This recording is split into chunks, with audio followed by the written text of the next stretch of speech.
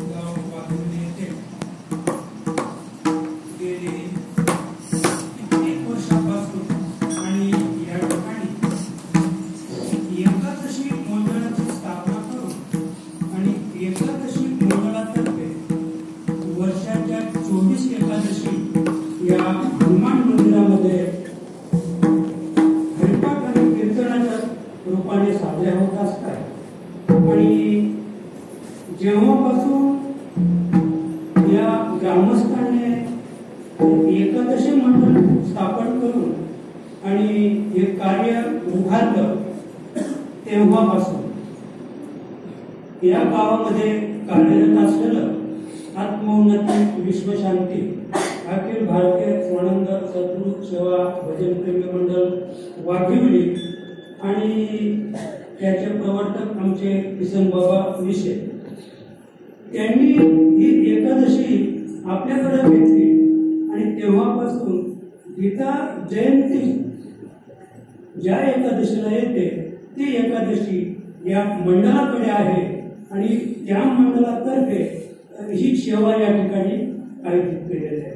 आपल्या जगासाठी घेतलेला अभंग जगद्गुरु जगद्वंद्य देहूगावचे श्रीमंत तुकोबाराय यांचा आहे। अभंग 4 चरणाचा आहे आणि अभंग आध्यात्मिक राहटी सांगणारा आहे आणि हा अभंग तुम्हाला गात्यात कुठे सापडणार नाही।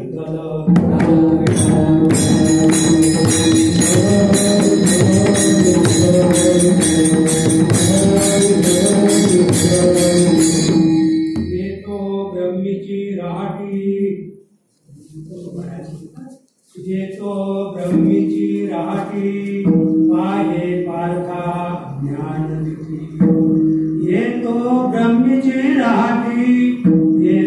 ब्रह्मीची राहटी पाहे पारखा ज्ञान दिठी हिचे घर पावलिया मोह शिवेना हृदया अंत झाला हिच्या संगी पावे सायुज्यता हिचे घर पावलिया मोह शिवेना हृदया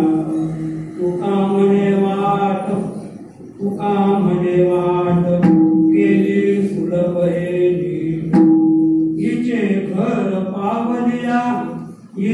घर पावलिया मोह शिवेना पांडुरंग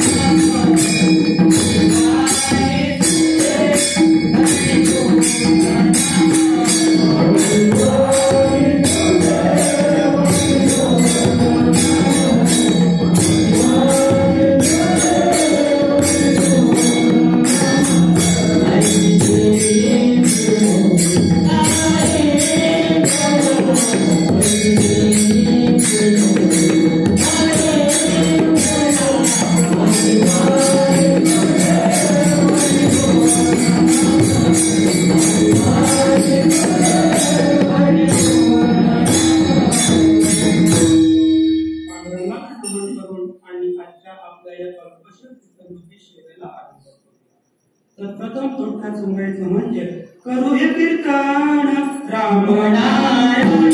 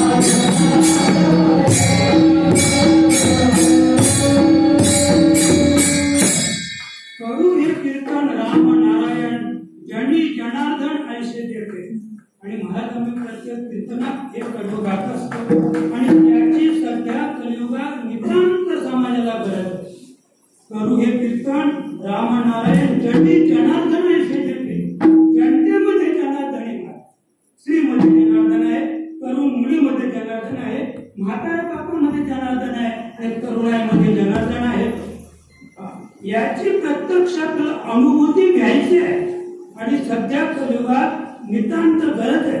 आज जर देशाची अवस्था पाहिली तर अतिशय दयनीय स्थिती आहे. अगदी 2 दिवसापूर्वी एका डॉक्टर मुलीवर बलात्कार करून तिला जिवंत जाळण्यात आली.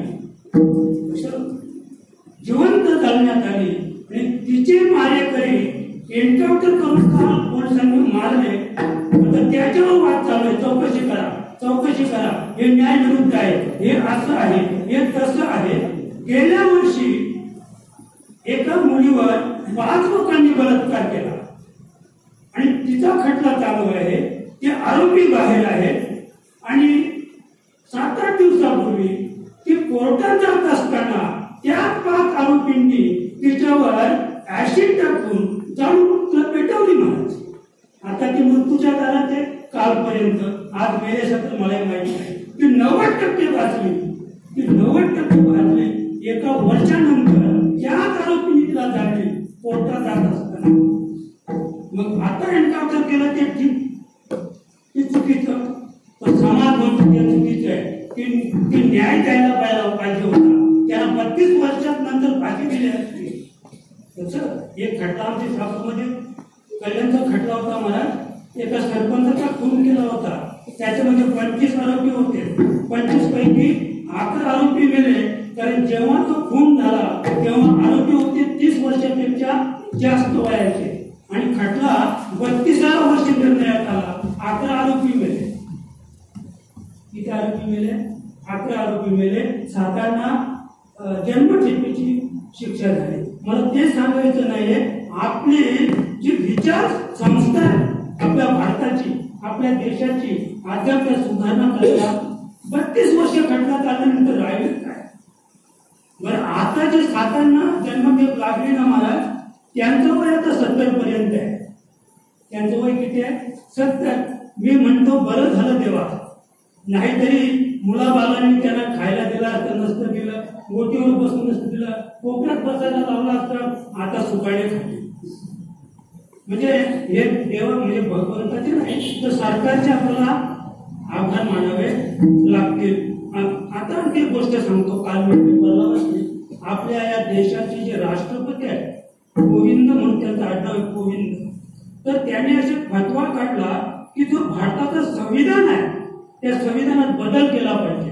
आणि त्याने तसं म्हणजे सरकारला केंद्र सरकारला निवेदन दिलेलं आहे की जे मागचं संविधान आहे 1950 साली जे लिहिलेलं संविधान आहे त्या संविधानात बदल करा असं माझं वैयक्तिक मत आहे राष्ट्रपतीचं. आणि तुम्ही जर त्याला दुजोरा दिला तर बरं होईल. त्याचं कारण सांगतो की ज्याचं वय 17.5 वर्ष आहे त्याने एखाद्या मुलीवर बलात्कार करावा आणि तिला जाळून टाकावे. आणि मग न्याय प्रविष्ट असा आहे की त्याला दयेचा अर्ज करण्याचा अधिकार आहे. त्याचं वय किती? 17.5 नाही सांगत मी, 17 वर्ष 11 महिने 29 दिवस सांगतो या. 17 वर्ष 11 महिने 29 दिवस त्याला झालेले. एक दिवस 18 वर्ष पूर्ण व्हायला म्हणजे अद्याप तो प्रौढ नाहीये, त्याला दयेचा अर्ज करण्याचा अधिकार आहे. आणि त्याला मग ते बाल सुधार योजनेमध्ये त्याची रवानगी करायची.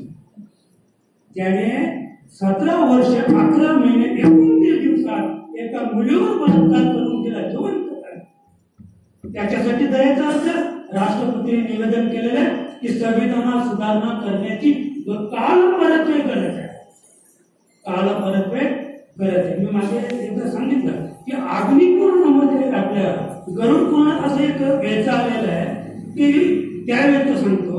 आता त्याच्यात बदल केला पाहिजे हे सांगतो. गर्भोदर स्त्री मेली, गरुड पुराण आपण ऐकलं असेल वाचलं असेल, तर गर्भोदर स्त्री मेली तर तिचं पोट फाडायचं. हे भगवान महाविष्णू गरुडाला नीती सांगतात महाराज. भगवान महाविष्णू जगाचा हा गरुडाला नीती सांगतो, पण आम्ही अज्ञानी माणसं सांगतो की भगवान महाविष्णूचं हे संविधान आता खोडलं पाहिजे, खोडलं पाहिजे. त्याने सांगितलं की गर्भोदर स्त्री वारली मेली तर तिचं पोट फाडा आणि पोट फाडून ते बाळ बाहेर काढा आणि त्या बाळाला जमिनीत पुरा आणि त्या बाईला अग्नी द्या असं गरुडाला सांगितलं महाराज भगवान विष्णूने. आता आम्ही असं म्हणतो की समजा एका समोरच्या घराची गरोदर बाई मरूच नये पण चुकून मेली. आम्ही जर भगवान विष्णूचं ऐकलं गरुडाला सांगितले आणि त्या मेलेल्या बाईचं पोट फाडलं तर महाराज मृत्यू म्हणजे गुन्हाचा डबल गुन्हा होतो. एक वेळ तुम्ही जिवंत माणसावर वार केले तर सिंगल गुन्हाचा, पण मेलेल्या माणसावर वार केले तर तो डबल गुन्हा. याचा अर्थ की तो किती क्रूर आहे, किती क्रूर आहे तो की जो मेलेल्या माणसाला वार पडतो. आणि म्हणून सांगतो महाभारत घडलं. आणि म्हणजे अभिमन्यू ज्याला म्हणतात ते मेलेले होते, युद्धात त्यांना मारले गेले अभिमन्यूला, पण मारल्यानंतर जयेंद्र तिथे आला आणि त्याच्या डोक्याला त्याने लाथ मारली. किती क्रूरता! मेलेल्या माणसाला लाथ मारणं सामान्य क्रूरता. आणि म्हणून भगवंताने सांगितलं, अर्जुनाने प्रतिज्ञा केली की सूर्य उदय अस्ताच्या आत मी त्याचा सोडून घेईन. आणि भगवंताला त्याच्यासाठी अवतार घ्यावा लागला आणि आपलं सुदर्शन चक्र संध्याकाळी 5 वाजता सूर्याच्या आत धरलं आणि अग्निकाष्ट करायची वेळ आली होती अर्जुनावर. आणि भगवंताने सांगितलं, अर्जुना पाहतो काय? सुदर्शन बाजूला केलं आणि तो सूर्य आणि माड्यावरून तो जयेंद्र पाहत होता की आता अर्जुन काय करणार आहे, अग्नीमध्ये उडी घेऊन स्वतःला जाळून घेणार आहे. आणि त्याच क्षणी अर्जुनाने निशाणा साधला आणि जयेंद्र त्याचा वध केला.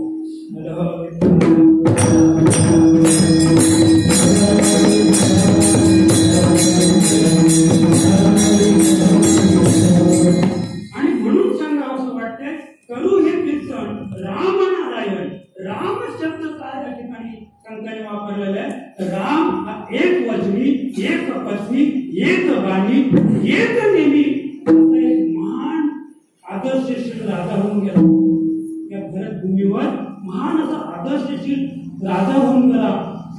आदर्श घ्यावा, त्या राजाचा आदर्श घ्यावा.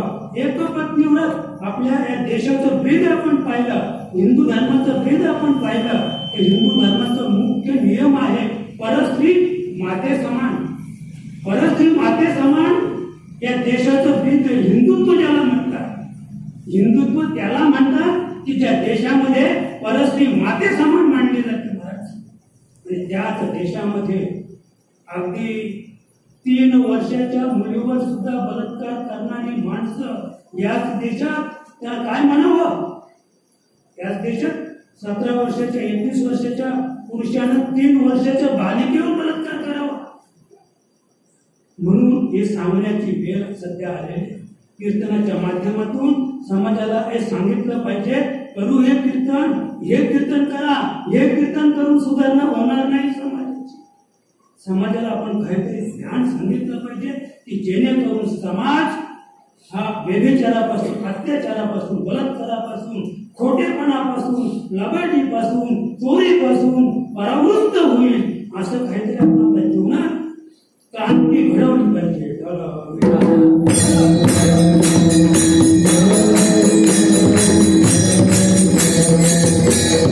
आणि म्हणून आपल्या या गावाचं मानावं तेवढं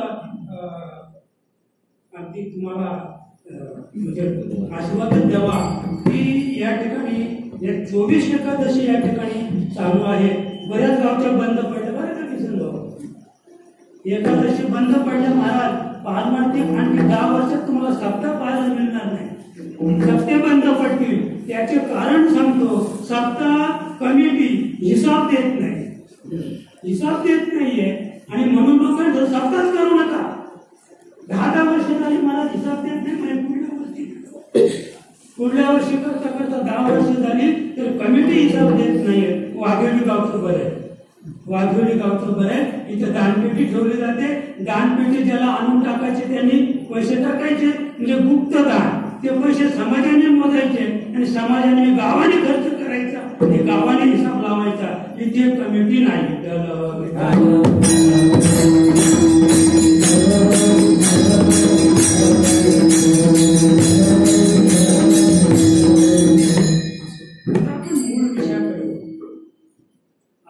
एकादशी आहे ती गीता जयंती आहे. म्हणजे थोडक्यात सांगायचं की गीतेचा जन्म याच दिवशी झाला. आता गीतेचा जन्म केव्हा झाला ते मलाही सांगता येणार नाही, पण भगवान शंकर पार्वतीला सांगतात की ती नित्य नवी आहे. म्हणजे तिचा जन्मच झाला नाही, तिचा अंत सुद्धा नाही. जर कदाचित गीतेचा जन्म झाला असता तर तिचा अंत सुद्धा, तिचा जन्मच नाहीये. तर तिची निर्मिती अपौरुषेय निर्मिती आहे. गीता ज्याला म्हणतात श्रीमद भागवत आणि श्रीमद भगवत. एका काण्यात महाराज फरक आहे. एका काण्यामध्ये श्रीमद भागवत म्हटलं की 12 स्कंद आले. श्रीमद भागवताचे 12 स्कंद आणि श्रीमद भगवत कदाचित लक्षात येणार नाही. श्रीमद भगवत म्हटलं की 18 अध्याय. श्रीमद भगवत म्हटलं ना 18 अध्याय. म्हणजे श्रीमद भागवताचे जे 12 स्कंद आहेत त्या 12 स्कंदांपैकी 10व्या स्कंदावरची टीका आहे ती श्रीमद भगवत गीता. आणि श्रीमद भागवताचे 1400 श्लोक आहेत. आणि श्रीमद भगवत ज्याला म्हणतात म्हणजे थोडक्यात गीता, तिचे फक्त किती श्लोक आहेत? 700 श्लोक आहेत. तिचे फक्त 700 श्लोक आहेत. आणि एखाद्या स्कंदावर नाथ महाराजांनी टीका केली. त्याला काय म्हणतात? सार्थ भगवत. त्याला भागवत म्हणतात. श्रीमद भागवत नाही येते, ते भागवत आहे, ते नाथ भागवत आहे. आणि ती एखाद्या स्कंदावर श्रीमद भागवताच्या एखाद्या स्कंदावर केली. आणि सध्या आपण या ठिकाणी जमलेलो आहोत ते 10व्या स्कंदावर जी टीका केलेली आहे ती कोणी केली तर माऊली ज्ञानोबा यांनी टीका केली. आणि का केली तर थोडक्यात सांगतो की भगवंताला या संविधानामध्ये बदल केला पाहिजे. भगवंताने आमच्या जगदीश महाराज तुपेंच्या म्हणण्याप्रमाणे त्याने जे कॅल्क्युलेटरमध्ये गणित काढलं 5120 वर्षे झाली. 5120 वर्ष झाली. कशाला? तर भगवंताने अर्जुनाला जी गीता सांगितली ती 700 श्लोकी गीता संस्कृत मध्ये सांगितली आणि संस्कृत मध्ये गीता सांगितल्यानंतर ते जे संविधान आहे त्या संविधानात बदल करावा अशी भगवंताला पुन्हा इच्छा झाली आणि 12व्या शतकात त्या भगवंताने माऊली ज्ञानोबा यांच्या रूपाने अवतार घेतला. लक्षात होता महाविष्णूचा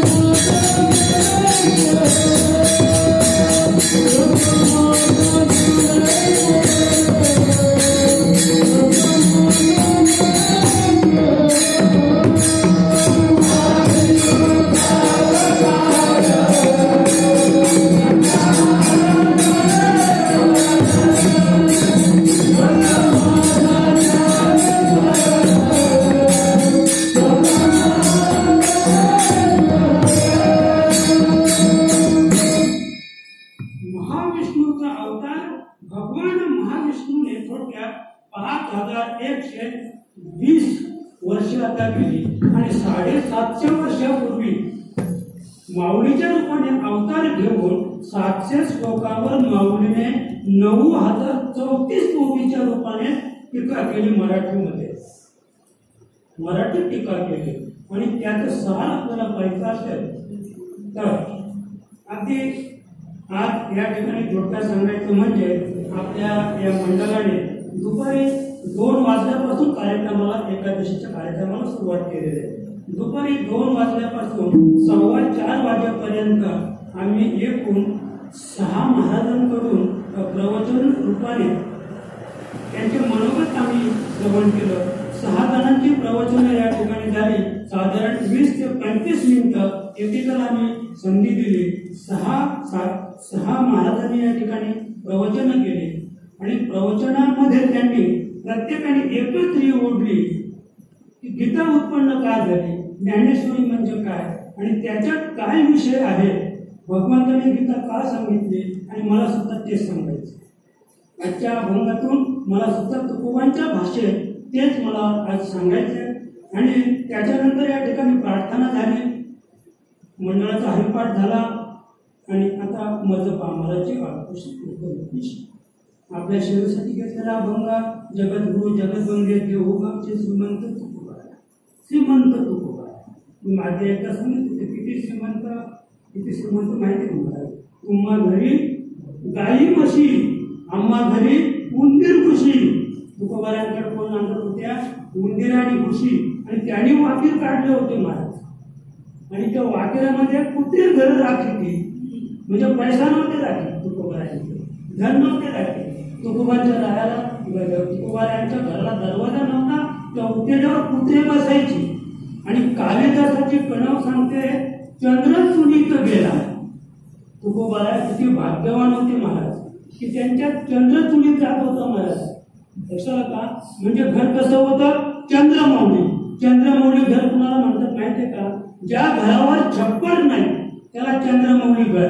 म्हणजे ज्या घरामध्ये चुलीपर्यंत चंद्राचा प्रकाश पडतो त्याला चंद्रमौली म्हणतात. आणि ही कणव कालिदासाने लिहिली चंद्र चुलीत गेला कुणाच्या? तुकोबारांच्या. म्हणजे तुकोबारा किती भाग्यवान होते महाराज की ज्यांचं घर कसं होतं चंद्रमौली. महाराज तुम्हाला कवलाचं घर करता येईल, पत्र्याचं घर करता येईल. पुढे माणसं आता प्लॅस्टिकचे पत्र घालतील, त्याच्या पुढे चांदीची घालतील, त्याच्या पुढे प्रसंग आलाच तर सोन्याची सुद्धा कवलं घालता येतील. पण तुकोबारासारखं चंद्रमौली घर कुणाला या जगात बांधता येणार नाही. तुकोबारासारखं भाग्यवान जगात कुणी अद्याप आलेला नाही की ज्यांना जगद्गुरु पदवी प्राप्त झाली. त्यांचं घर चंद्रमौली. तरी म्हणतात श्रीमंत तुकोबाराया, तरी सुद्धा श्रीमंत तुकोबाराया. त्यांची श्रीमंती एका मिनिटात सांगतो आणि मुलाबंदकडे वळतो. तुकोबारायांची एकंदरीत जीवनचर्या आपण पाहिली महाराज तर वयाच्या 13व्या वर्षी तुकोबारायांचा जन्म झाला. किती? वयाच्या 13व्या वर्षी तुकोबारायांचा जन्म झाला.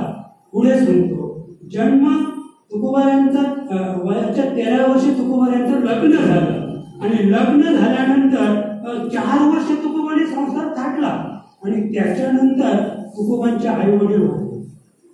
आई वडील वारले, भाऊजाई वारली. दुसरं का? भाऊजाई वारली.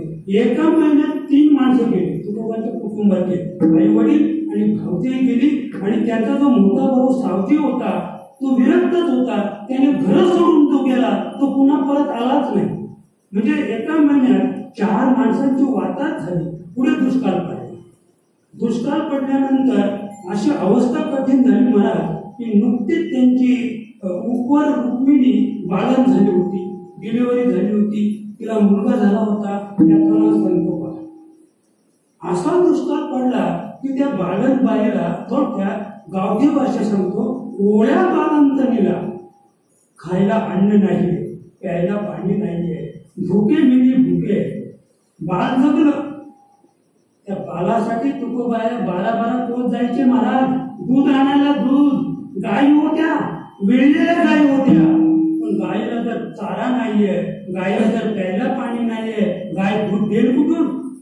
12 कोस तुकोबाला फिरून यायचे पण दूध कुठे मिळालं नाही. अन्नचा पाणी वाटून गायी मेल्या महाराज. आणि तुकोबांचं ते संतोबा नावाचं बाळ सुद्धा एवढी दुःखद प्रसंग तुकोबाला ओढल्यानंतर आता सांगतो तुम्हाला तुकोबा श्रीमंत का. मग त्याने थोडं निरीक्षण केलं, थोडं संकलन केलं, थोडं ध्यान केलं, थोडं चिंतन केलं की असं का घडलं आपल्या जीवनामध्ये. एवढी संकट का आली, एवढी बेदात का झाली आपल्या संसाराची. अंगे वारंवार करून ठेवी. एवढा प्रसंग माझ्या का उडवला तर त्याचं संकलन तुकोबारायाने केलं. इथे देवाचाच हात आहे. तरी काय आत्मसंकलन केलं की एवढी जी संकट आली, माझी बायको मेली, पोरं मेली, आई वडील मेले, माझी भावजाई गेली, माझं जीवाला निघालं, माझा भाऊ घर सोडून गेला. या सगळ्यांच्या पाठीशी हात कुणाचा आहे? पांडुरंगाचा. पांडुरंगाचा हात आहे. आता तुम्ही सांगा मला, हे मी आर्ग्यवून का सांगू इच्छितो. समजा एखाद्या घरात जर भांडण चालू असेल, भांडण सासू सुनेची भांडण चालू असेल तर तिथे विचार केला जातो सासू कोणाकडे बसायला जाते, नाहीतर मग तिच्याकडे कोण बसायला येतो. सून शेतावर गेल्यावर म्हणजे अमुक बाई बसायला येते, ती शिकवते. म्हणजे आपल्या भांडणीमध्ये ती स्त्री आपल्या नवऱ्याला सांगते आपल्या घराची भांडणं चालू आहे, त्याच्यामध्ये त्या शेजारीचा हात आहे. मग सांगा तुम्ही, आता तुम्ही तिचे उपकार म्हणाल का? वा वा सुंदर आहे, शेजारीचा हात आहे, आपल्या घर चांगलं चाललंय, म्हणजे सासू सुनेची भांडण चालू आहे. तुकोबाने देवाचे उपकार मानले. देवा बरे झाले, देवा दिवाळी निघाले, बरं झालं देवा. हे मला आता कळलं की या सर्व संकटामध्ये तुझा हात आहे, तुझा हात आहे. मग आता तुझ्या पाठीमध्ये त्या दिवसापासून त्यांना विठ्ठल दर्शनाची तळमळ लागली. आणि म्हणून तुकोबारायांचे म्हणते की ज्याची तिन्ही लोकांवरील सत्ता आहे महाराज. तुकोबारायांची सत्ता तिन्ही लोकांवर आहे. आमच्या एका गावावर सुद्धा सत्ता नाहीये आणि केलीच तर 5 वर्ष. याच्यापेक्षा जास्त आम्हाला सत्ता करता येणार नाही. ज्याने त्रैलोक्यावर राज्य केलं, त्रैलोक्यावर राज्य केलं, त्याला श्रीमंत तुकोबाराय म्हणतात.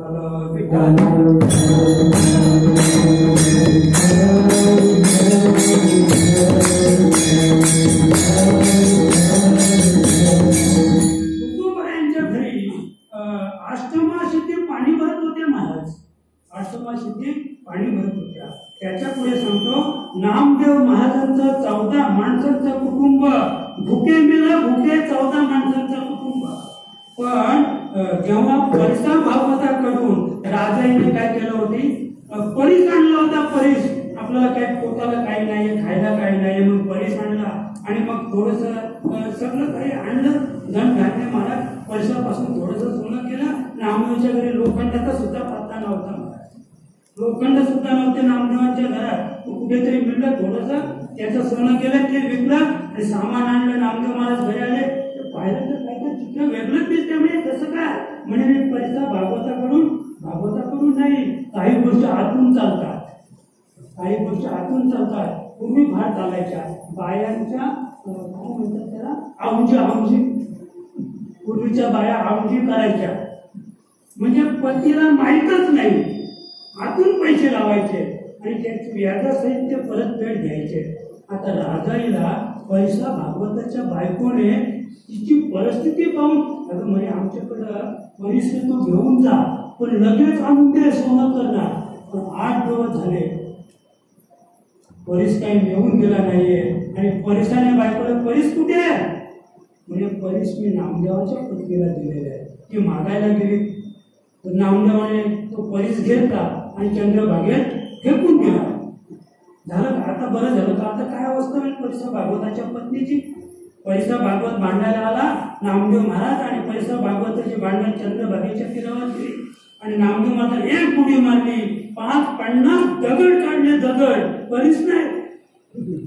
चंद्रभागेतून 50 बोटे काढले आणि परिसा भागवता पुढे नेले. म्हणजे तुझा कुठला परीस तो शोधून घे आणि कोणत्याही दगडाला तू हात लावलास तरी तो काय आहे, परीस आहे. आणि कोणताही दगड उचललास आणि लोखंडाला लावलास तर त्याचं काय होईल, सोनं होईल. एवढी श्रीमंती नामदेवाची. पण 14 माणसांच्या कुटुंबात जणीक पोसत होती का? तर देवा तुझी पिटी थोर उपकार, तुझे आमचे उपकार आहेत, तुमच्याकडे आम्ही काही मागणार नाहीये, भीक मागू, मजुरी करून खाऊ, पण देवा तुझ्याकडे आम्ही काहीच मागणार नाही. त्याला म्हणतात संत.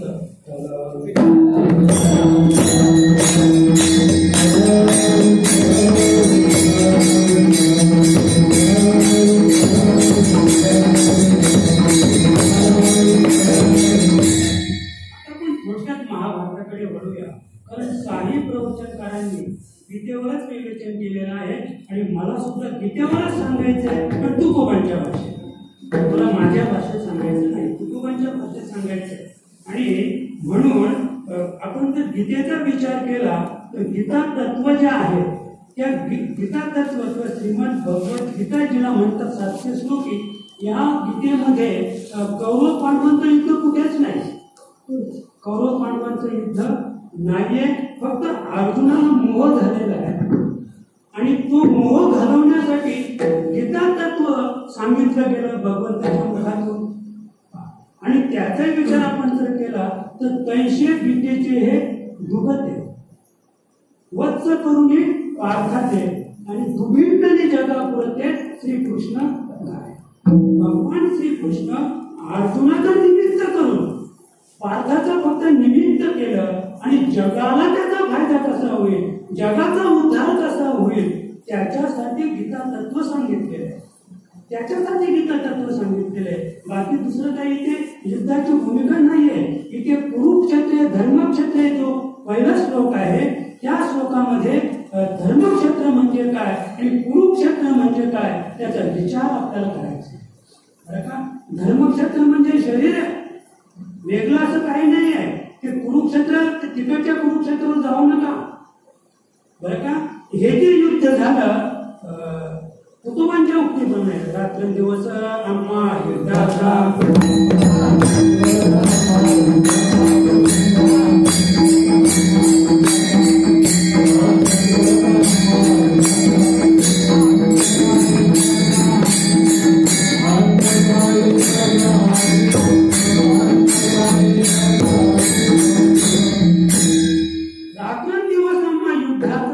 प्रसंग अंतर्बाह्य जग आणि मन, म्हणजे जग थोडक्यात आणि मन याचं युद्ध आहे. धर्मक्षेत्र कुरुक्षेत्र म्हणजे कुरुक्षेत्र जे आहे तिथे धर्माच्या नीतीप्रमाणे युद्ध चाललेलं आहे आणि ते युद्ध जे आहे ते या देहामध्ये आहे प्रवृत्तीचं आणि निवृत्तीचं युद्ध आहे. युद्ध कसलं आहे? प्रवृत्ती आणि निवृत्ती यांचं युद्ध या देहामध्ये चाललेलं आहे. आणि ते युद्ध या ठिकाणी 700 श्लोकामध्ये भगवंताने अर्जुनाचा मोह घालवण्यासाठी सांगितलं. आणि त्याचं महत्वाचं कारण कोणतं असेल तर तुकोबरा सिद्ध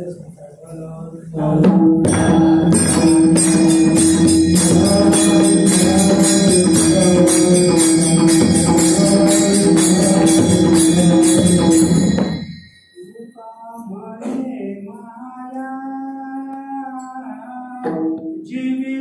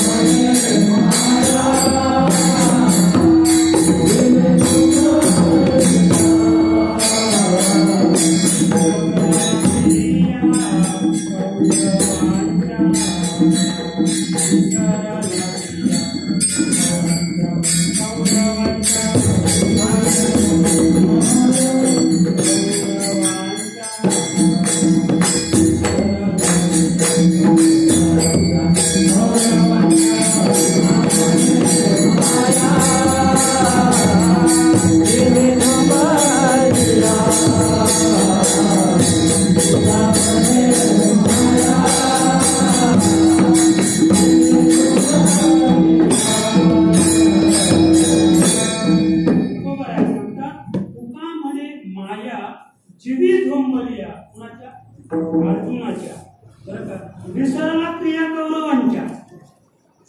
कौरवांच्या क्रिया. अगदी महाराज पंडुपुत्र हस्तिनापुरात आल्यापासून जेव्हा द्रोणाचार्य गुरुकडे कौरव आणि पांडव धनुर्धर विद्या शिकण्यासाठी गेल्यापासून त्यांच्यामध्ये एक द्वेष निर्माण झाला होता. द्वेष. अर्जुन हा शूर होता, वीर होता. त्याचप्रमाणे धर्मशील होता. त्याचप्रमाणे भीम हा बलवान होता. आणि म्हणून जे 101 कौरव होते तर त्यांच्या बाबतीत त्यांच्या ठिकाणी द्वेष निर्माण झाला. आणि द्वेष निर्माण झाल्यामुळं त्यांनी एकदा भीमाला विष पासून त्याचे हातपाय बांधले आणि एका सरोवरात त्याला नेऊन बुडवलं. इथून सुरुवात झाली. बुडवल्यानंतर तिथे नागकन्या होत्या. नागकन्याने त्याला पाताळ लोकात नेलं. 1 वर्ष झालं पण भीम गेला म्हणजे भीम गेला. थोडक्यात सांगायचं मग भीमाचं वर्ष श्राद्ध करायला होतं. भीमाचं वर्ष श्राद्ध चालू असताना भीमाने नागकन्यांना सांगितलं माझ्या आईला माझ्या आठवण येत असेल मला एकदा वर नेऊन सोडा. नागकन्याने त्याला वर आणून सोडलं. श्राद्धाचं मला जेवण चालू होतं. हजारो ऋषीमुनी जेवायला होते श्राद्धाला कुणाच्या भीमाच्या. पण त्याला तिथे ब्राह्मण भेटला. तो ब्राह्मण कोण होता ते मला सांगायचं नाही. त्या ब्राह्मणाने भीमाला सांगितलं अरे भीमा चला हस्तिनापुरात आज वर्ष श्राद्ध आहे. आणि कोणाचं म्हणजे मलाही सांगता येणार नाही पण असं ऐकलंय मी की वर्ष श्राद्धाचं जेवण आहे. भीमही त्या ब्राह्मणाबरोबर गेला मला जेवायला. पण जेवायला गेल्यानंतर सगळं अन्न संपलं. एकट्यानेच खाल्लं सगळं अन्न संपलं. गोमागोम झाली की अन्न संपलं. आता एक ब्राह्मण आलेला आहे. वर्षभरात दाढी केली नव्हती आणि केसही कापले नव्हते. कारण स्वतः लोकात आणि स्वर्ग लोकात एक बरं आहे की ती एक जात नाहीये नाहीच. नाहीत, पातालात नाही आणि स्वर्गात नाही, फक्त मृत्यूलोक येते. पण नाहीत हा माणसात येतो. पशुमध्ये कोल्हा, पक्षात कावळा आणि माणसात नाग. कोणी असेल तर तो तिथे नाही आणि खाली नाही म्हणून बरं हे सांगायचं. आणि म्हणून त्याची दाढी वाढली होती, केस वाढले होते, कोणाला ओळखता आलं नाही. तर जेव्हा भोग झाली की असा एक ब्राह्मण श्राद्धामध्ये आलेला आहे की सगळं अन्न संपलं तरी अन्न मागून राहिलेलं आहे, पण कुंतीची दुखलेली. कारण तिला असे संकेत होते की माझं बाल मेलेलं नाही. तिला नेहमी वाटायचं की माझा भीम कुठेतरी जिवंत असेलच. मग तिने काय केलं माहितीये का, तिच्या हाताने भाकरी बांधली. फक्त भाकरीच सांगतो, एक भाकरी बांधली हाताने आणि सांगितलं की एवढी भाकरी त्या ब्राह्मणाला नेऊन द्या. ती भाकरी नेली, एकच घासात भीमाने खाल्ली आणि लगेच झेपत दिला तृप्तीचा. बस म्हणे माझी खूप शक्ती. आणि मग तिथे कुंती माता आलेले आणि मग तिथे की हा कोण आहे, हा धर्मराज. मग काय सांगायचे, इथून सुरुवात झाली द्वेषाला. भीमाला विष करून हातपाय बांधून सरोवरात टाकून दिले. कौरवांना वाटला भीम. पुढे पुढे सांगतो, द्रौपदी सह 5 पांडव लाक्षागृह निर्माण केलं. म्हणजे इतका राजवाडा निर्माण केला दुर्योधनाने. असा राजवाडा निर्माण केला शकुनी मामाच्या साहाय्याने आणि सांगितलं तुम्ही तिथे जाऊन राहा. तो लाक्षागृहाचा होता. लाख माहिती आहे ना, नसेल माहिती तर सांगतो तुम्हाला. जे दारू करतात ना त्यांना जाऊन विचारा. मोठा रांजण असतो, त्या रांजणाच्या आतल्या बाजून जो मुलामा दिला जातो तो लाखेचा. आणि लाखेचा मुलामा दिल्यामुळं नवसागर आणि गुळ त्याच्यात टाकलं की त्याला उकळी येते. ते कशामुळं, लाखेमुळं. म्हणजे लाखेत एवढी ताकद आहे. त्या लाखेचं घर बांधलं महाराज. आणि 5 पांडव कुंती द्रौपदीसह त्यांना तिथे पाठवले आणि एक दिवशी त्याला आग लावून दिली. पण त्याच्या आधी हा जो कट रचला गेला हा विदुराला माहीत होता. आणि म्हणून विदुराने सांगितलं की तिथे धोका आहे, तिथे धोका आहे. आणि म्हणून एक भुयार काढलं होतं महाराज, आधीच भुयार काढलं होतं. त्या भुयारातून 5 पांडव कुंती द्रौपदीसह बाहेर निघाले. आणि तिथे 5 माणसं म्हणजे तिथे काय झाले, मरून पडली होती. भगवंताची माग होती महाराज. कौरवांना वाटलं आता हे लाक्षागृहात पांडव करू. भूतामध्ये हरवले. अगदी थोडक्यात सांगतो, लवकर आपलं मूळ विषयाकडे यायचे. 12 वर्ष वनवास पांडवांनी भोगला, पण नाही विसरले पांडवांना. म्हणून ते श्रीमंत आहेत का, ही श्रीमंती खरी आपली. नाही विसरला पांडुरंगा. किती वर्ष भोगला, 12 वर्ष महाराज. प्यायला पाणी नाही, खायला अन्न नाहीये. एक नशीब की त्यांच्या बरोबर सूर्यकन्या होती. द्रौपदी ही अयोनी संभव आहे. द्रौपदी योनी मार्गे आलेली कन्या नाहीये, ती सूर्याच्या मंत्राने निर्माण झालेली सूर्यकन्या. तिला सूर्याने थाली दिली. सूर्याने तिची क्यू केली की माझी मुलगी भुके मरेल म्हणून तिला थाली दिली. पण ती थाली फक्त सूर्य उगवल्यानंतर, सूर्य मावळतीच्या आतच काम करत होती, नंतर नाही. पण तिथे सुद्धा कौरवांनी माग केली. म्हणून अन्न सुद्धा कुठे खावं शिकायचे आपल्याला. दुर्वास मुनी हस्तिनापुरात राजा दुर्योधनाकडे फक्त 6 महिने होते. किती महिने होते, 6 महिने. तर 6 महिने दुर्योधनाचं नाही सांगत, दुष्टाचं अन्न खाल्लं. दुष्टाचं अन्न खाल्लं दुर्वास मुनीने. आणि 6 महिन्यात दुर्योधन सांगतो की आता तुम्ही पांडवांचं सत्व हरण करायला जा. तरी ऐकलं का, तर ज्याचं खावं त्याचं करावं. त्या दुर्योधनाचं हित करण्यासाठी 60,000 ऋषी घेऊन रात्री 12 वाजता जंगलात गेले, वनामध्ये गेले. आणि तिथे धर्मराजाला सांगितलं आम्हाला भूक लागलेली, तात्काळ भोजन पाहिजे. धर्मराजा विचारच करत आहे आता काय करावं. आपल्याकडे साधन आहे पण ते साधन आता काम देत नाही. नाही आता थोडक्यात सांगतो की आमच्याकडं सौर ऊर्जेची जी आहे, सौर ऊर्जा आहे, तो पावसाळ्यात चालते का? सौर ऊर्जा पावसाळ्यात काम देत नाही. सौर ऊर्जा तसं थाने आहे, पण ते सौर ऊर्जा म्हणजे सूर्य आहे तोपर्यंत काम देते. आता रात्रीचे 12 वाजले, आता सत्व हरण होईल. आणि म्हणून धर्माला द्रौपदीकडे द्रौपदी आता तू सांग काय करायचं. द्रौपदी सांगतो काय घाबरू नका, देवाला हाक मारली का? देवाला हाक मारली, देव लगेच धावत आले, पण ते जेवले नव्हते. मी नेहमी सांगतो की देव रात्री 12 वाजता जेवतात. देव किती वाजता जेवतात महाराज? एकच वेळ जेवतात देव. त्याला देव म्हणतात. जे एक वेळ जेवतात ते देव, आणि 3 वेळा खातात ती माणसं. माणसं खातात, माणसं जेवत नाही. माणसं अन्न खातात आणि देव भोजन करतात. देव रात्री 12 वाजता भोजन करतो महाराज. तुम्ही मला एक सांगा, 12 वाजेपर्यंत कोणी भुके राहतो का? भुके राहतो कोणी? हा कदाचित एक माणूस आहे जो सेकंड शिफ्टचा माणूस आहे. तो कदाचित 12:30 जेवत असेल, पण तो कारणास्तव जेवतो. आणि त्याचा माणसं 9 ते 10 वाजेपर्यंत जेवतातच जेवतात. मग देव त्याला म्हणतात की संपूर्ण जग जेवल्यानंतर तो जेवतो. अगदी महाराज 12 वाजता देव जेवायला बसणार, एवढ्या द्रौपदीच्या देव तसेच पळत सुटले.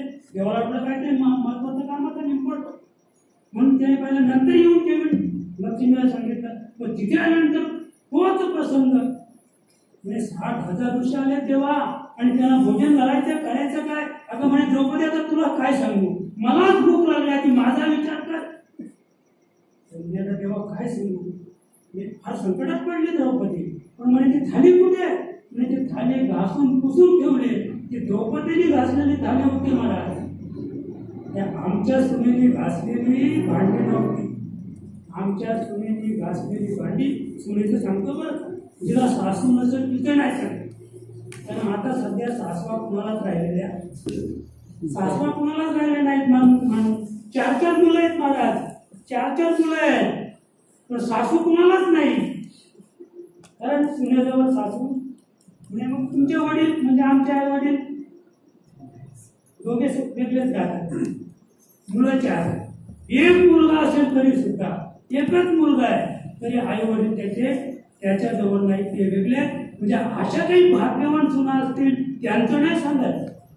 त्या भाग्यवान सुना आहे की त्यांच्याकडे सासू नाही. तसं त्या भांडी सुंदर घासतात, पण जिच्याकडे सासू आहे ना तिचे दमशी वेगळे.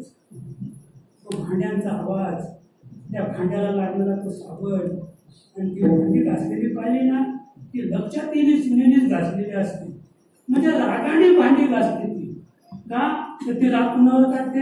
सासूचा. म्हणजे म्हणतात ना तेलाचा राग वांग्यावर. कशाला का? सासूचा राग कशाला काढायचा? भांड्यावर. म्हणजे ती दर घासायची सुद्धा नाही. त्याच्यातही नव्हती द्रौपदी, त्याच्यातही नव्हती. असं ते भांडं घासलं होतं. मला वाटतं काय म्हणतात ना पितांबरी. तर ती थाली काही स्टीलची नव्हती महाराज, ती थाली होती तांब्याची.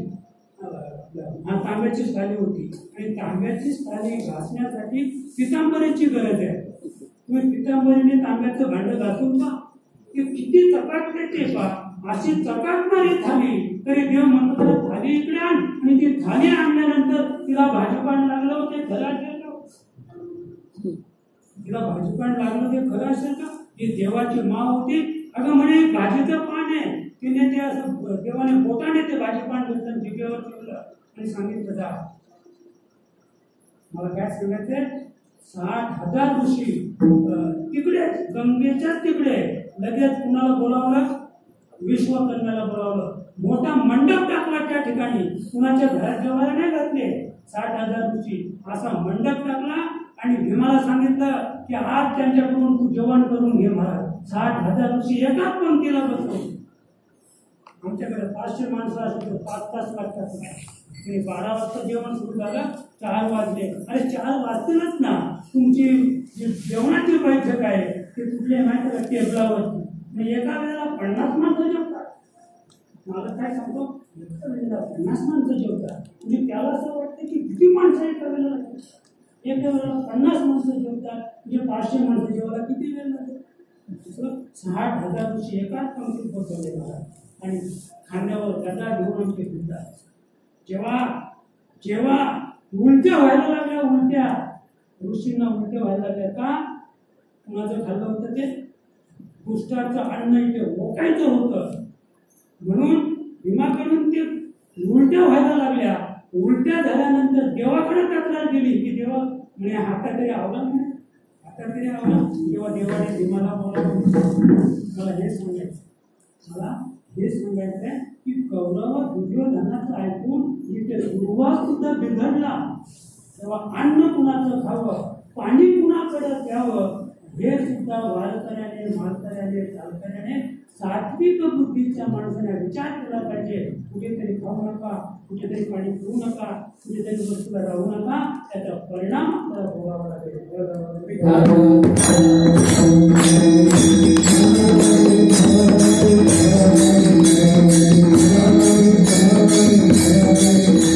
आणखी आपण पुढे गेलो तर हिंदुत्वाला कालिमा लावणाऱ्या कार्यक्रमामध्ये घडले. भर सभेमध्ये द्रौपदी ऋतुस्नान म्हणजे एक वस्त्र असताना तिने सांगितलं दुःशासनाला, अरे मी एक वस्त्र आहे, एकच साडी माझ्या अंगावर आहे आणि मी ऋतुस्नात आहे. भाऊजी मी ऋतुस्नात आहे, मला भर सभेत घेऊ नका. तरी सुद्धा या हिंदुत्ववादी या देशामध्ये इतकं वाईट प्रसंग त्या द्रौपदीवर एका अबला स्त्रीवर आलं की भर सभेमध्ये तिच्या साडीला हात घातला गेला महाराज. जसे तिच्या साडीला हात घातला तिला तोपर्यंत धीर होता. तिने भीष्माचार्याकडे पाहिले, भीष्माचार्याने मान खाली घातली. द्रोणाचार्याकडे पाहिलं, द्रोणाचार्याने मान खाली घातली. कृपाचार्याकडे पाहिलं, कृपाचार्याने मान खाली घातली. मग पाहिलं धर्माकडे, धर्माने मान खाली घातली. तिला वाटलं माझं बलवान भीम आहे, भीमाने मान खाली घातली. अर्जुनाने मान खाली घातली, पाचही पांडवांनी मान खाली घातली. आणि मग म्हणते लाजर तुम मेरी कन्हैया, लाजर तुम मेरी कन्हैया, तुम तो गोबर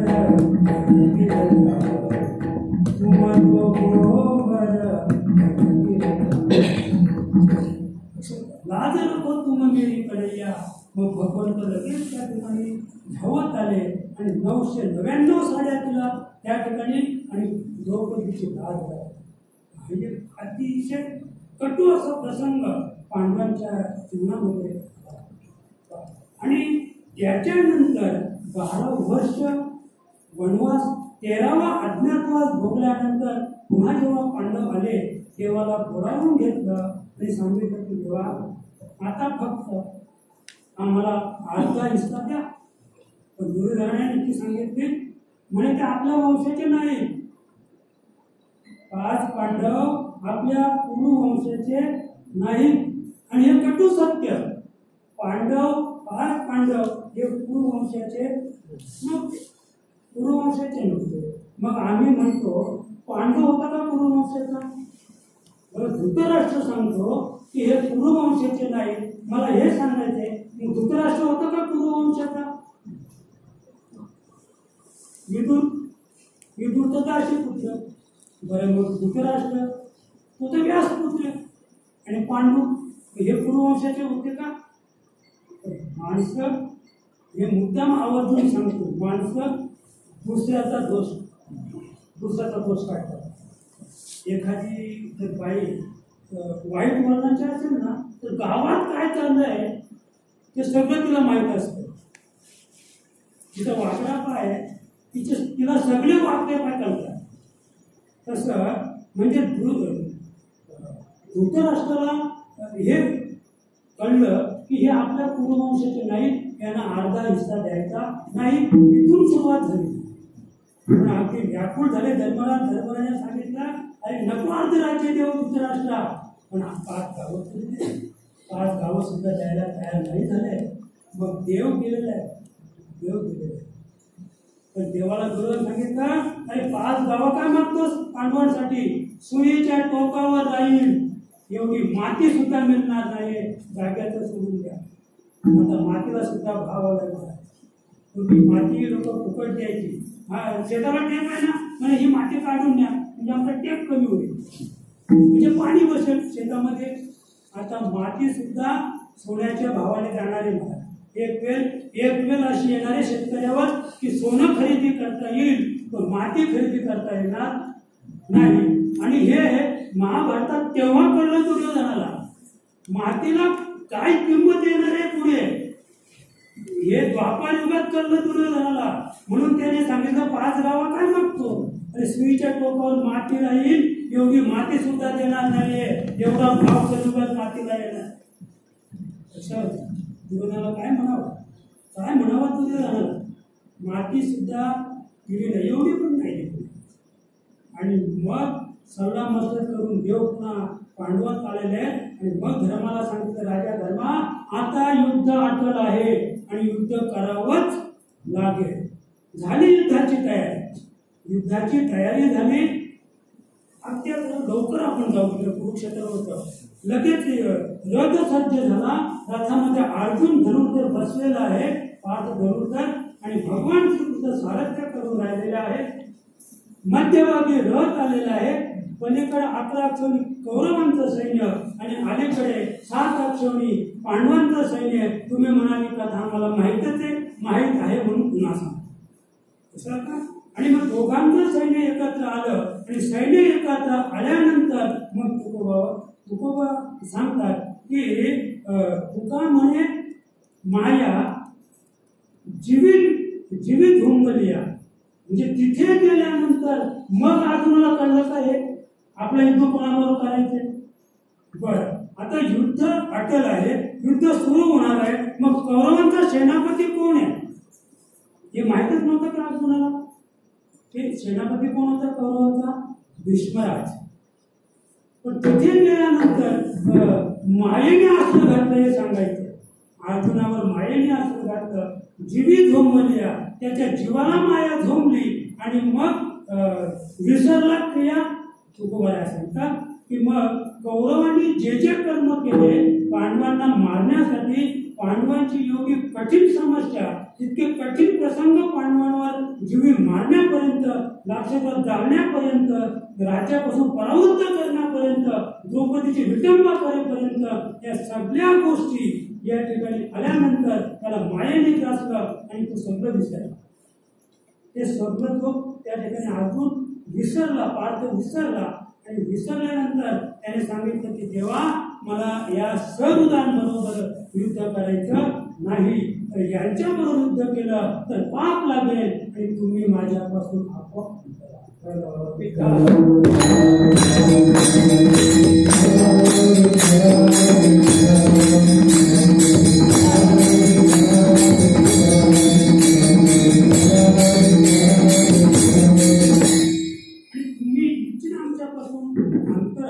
आणि हा त्या ठिकाणी मायेने पार्थाला त्रासल्यामुळं मग त्या ठिकाणी पार्थ जो अर्जुन आहे तो आपल्या रथातून खाली उतरलेला आहे, देव खाली उतरलेले आहेत. तुकोबाला सुंदर सांगतात की सैन्यद्वयान माझी संवादिती दोघे,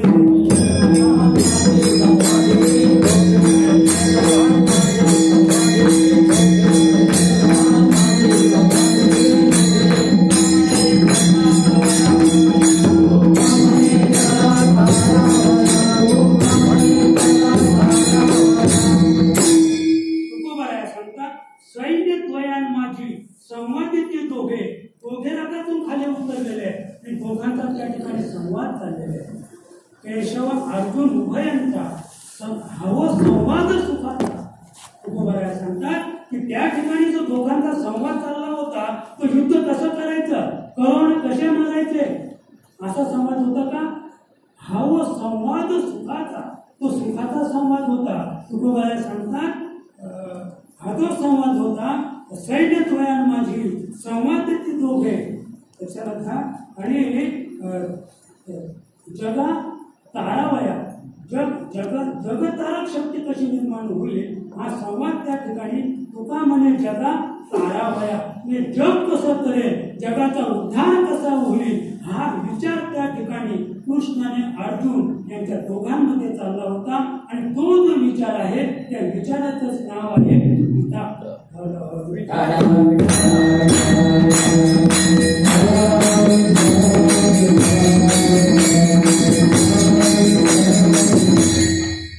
गीता तत्व जे आहे त्या ठिकाणी अर्जुन आणि भगवान श्रीकृष्ण दोघांचा जो संवाद चालला होता, त्या संवादातलं मी थोडक्यात विषय सांगतो.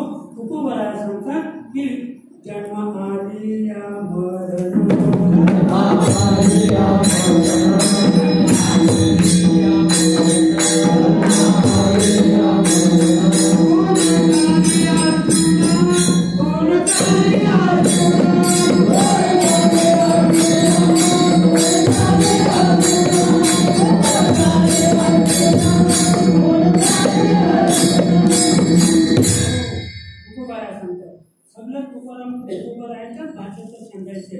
जेवढं तुम्हाला मी आज तुकोबांची कडवी सांगेन तेवढी कडवी गाजर कुठे सापडणार नाही, कुठे सापडणार नाही अशी कडवी आज तुम्हाला मी सांगणार आहे.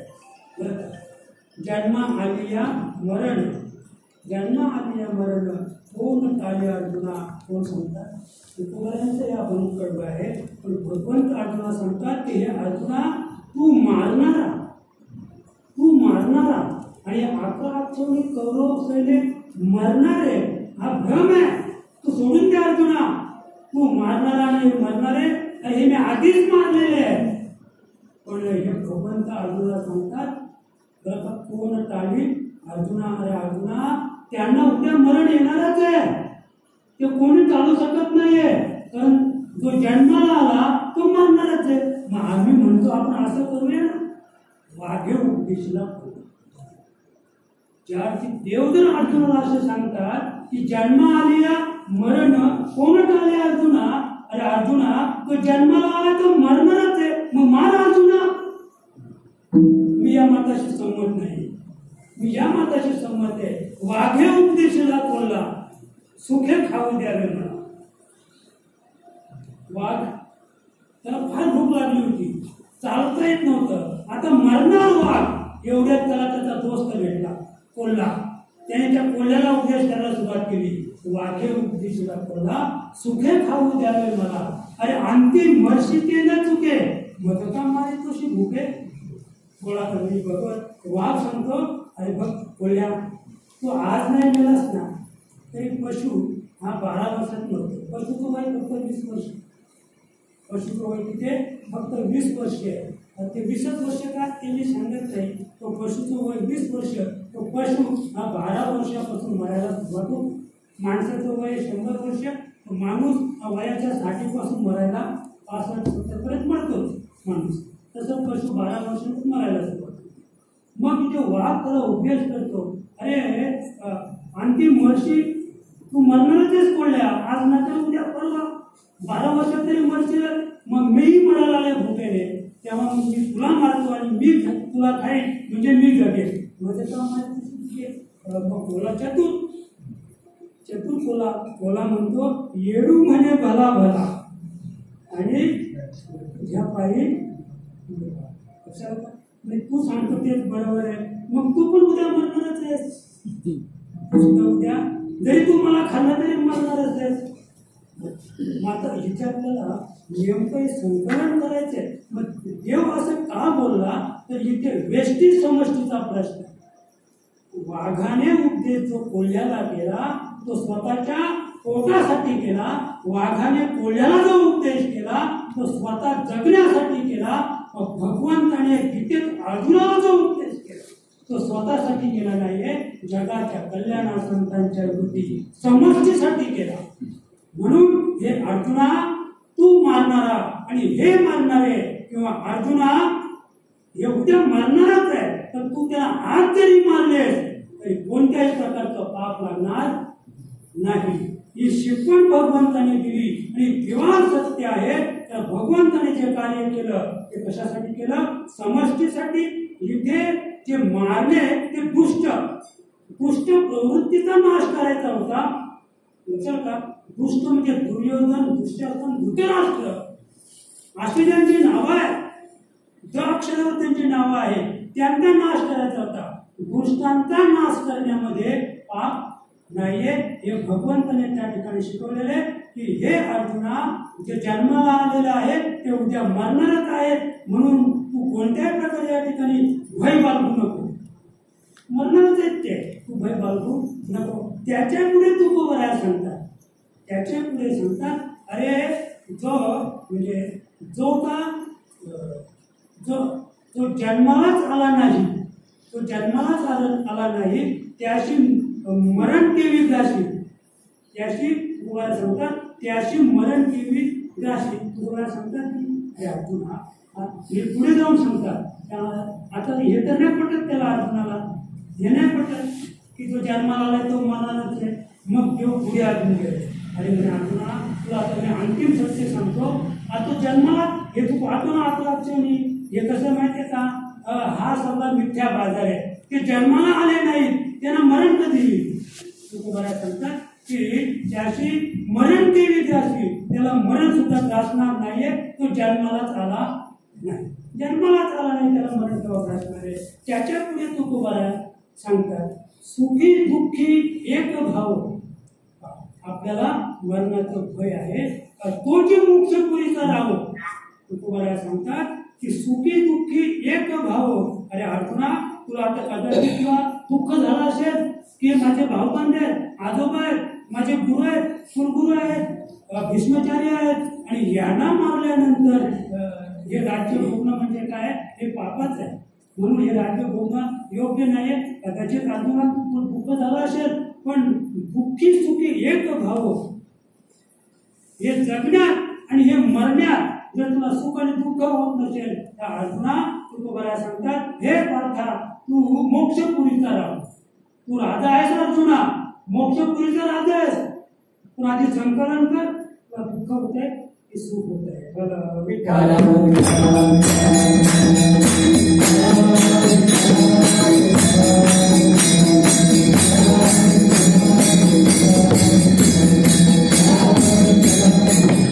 त्याच्यामध्ये तुकोबराया सांगतात, पांडित्य बोलसी शोकही करसी.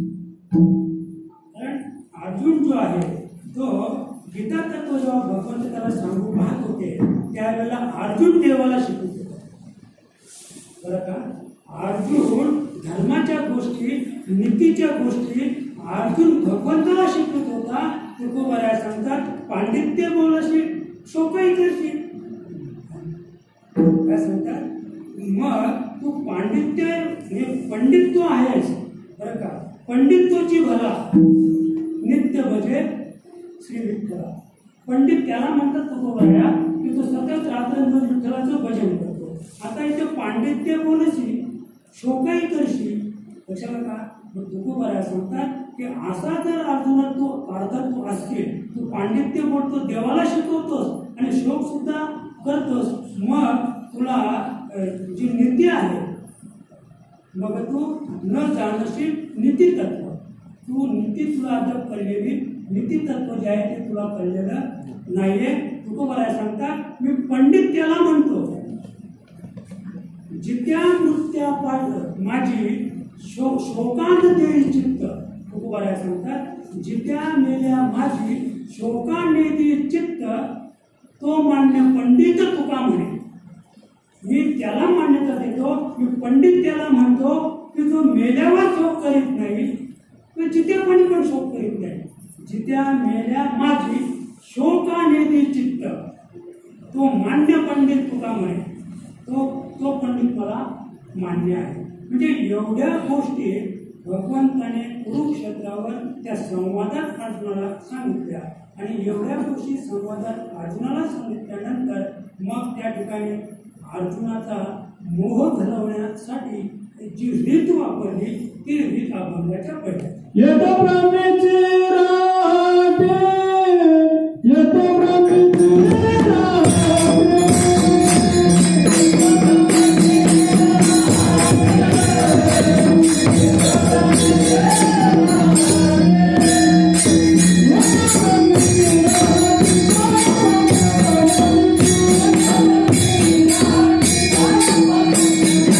Yeah.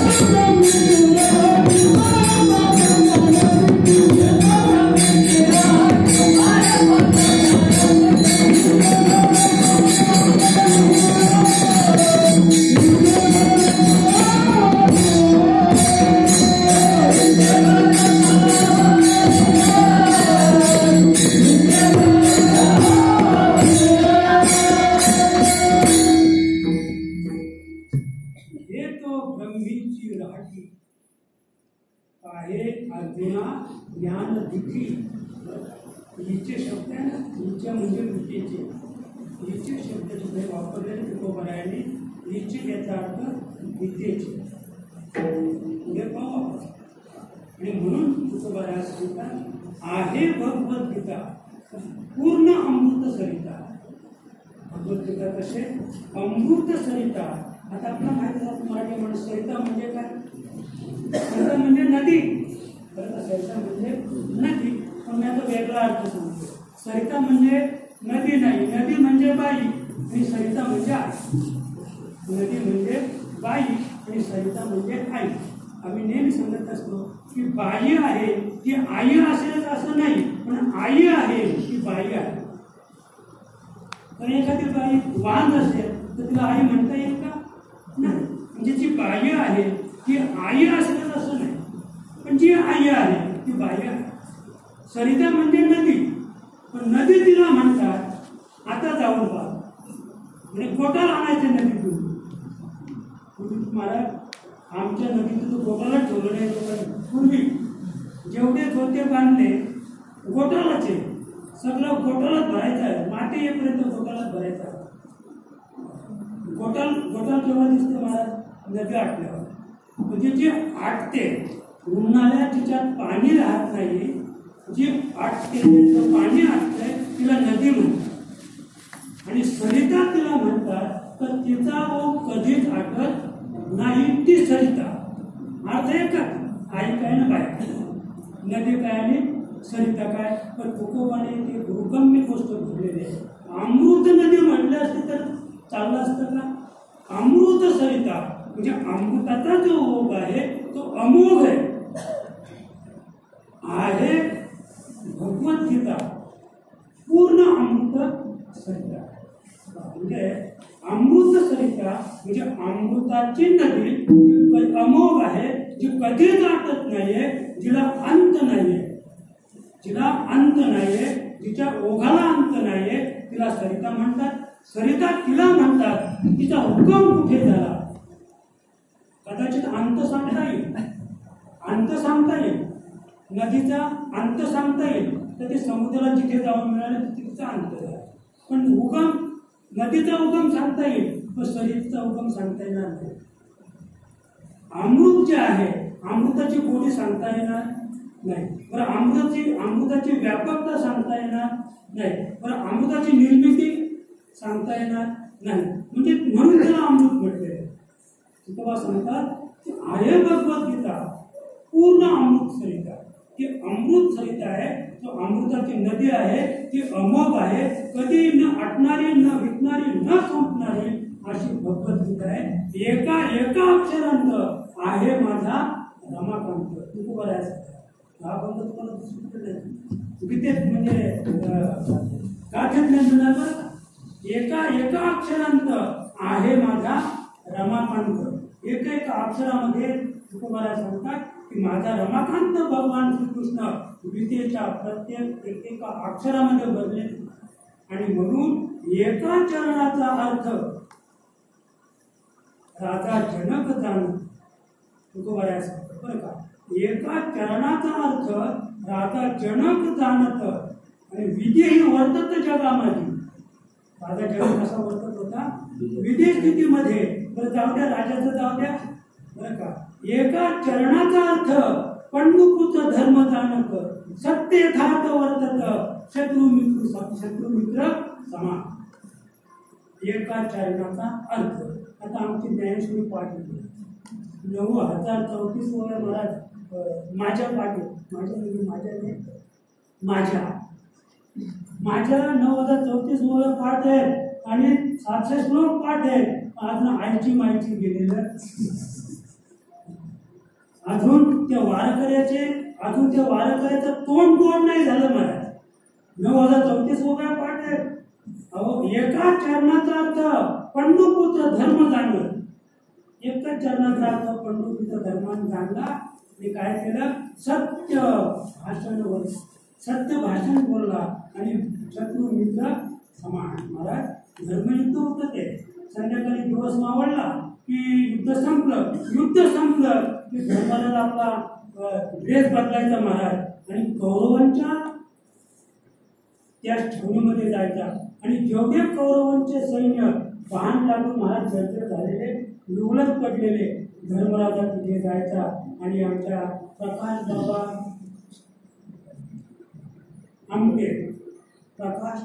आमटे किंवा बाबा आमटेने ज्यांची सुश्रुषा केली कुणाची की ज्यांना समाजाने वालिष्ठ टाकले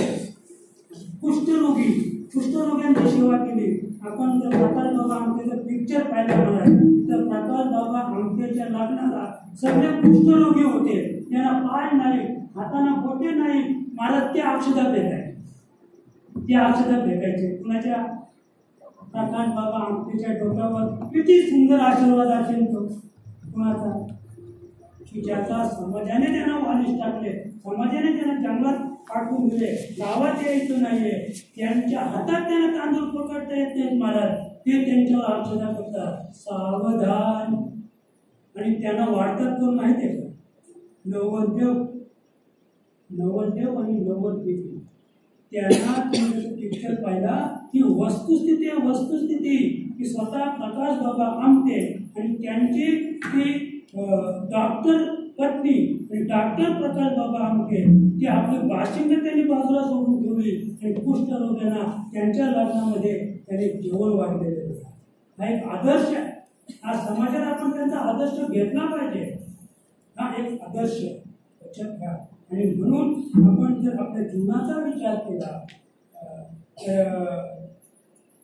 धर्मराजा आपला विषय धर्मराजा एकदा काळोख पडला की आपला कपडे बदलायचा, कौरवांकडे जायचा आणि त्यांची शुश्रूषा करायचा, त्यांना औषध पाणी करायचा की उद्या सकाळी ते पुन्हा ताजेतवाने युद्धाला सज्ज झाले पाहिजे. कुणाबरोबर युद्ध करायचे? धर्माबरोबर युद्ध करायचे. पण तो कोण होता? धर्म होता. तो धर्म होता. त्याला गीता कळली होती महाराज. कळली कुणाला का गीता? अर्जुना कोण म्हणतात ते? देव विचारतात अर्जुनाला, अर्जुना कळली कुणाला का गीता? अर्जुना कळली कुणाला का गीता? आणि ज्याला गीता कळली, मला काय सांगायचे, ज्याला गीता कळली त्याचं सार्थक झालं,